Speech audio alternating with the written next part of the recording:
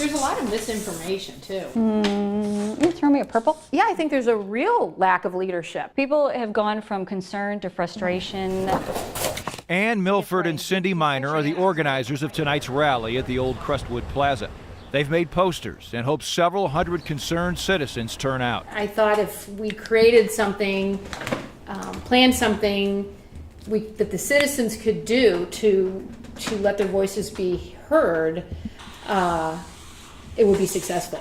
We could maybe affect change. They want the Crestwood board to move forward with the proposed redevelopment of the mall by hiring an urban planner, professionals who would help the board make the best decisions. But we have everything to gain by doing this. Just this tiny little forward momentum, this tiny little bit of motion will have a huge impact. And that's all we're asking for tonight. That's all we want. That thing's sitting empty for long enough, people are going to get frustrated, you know? And that's where we are.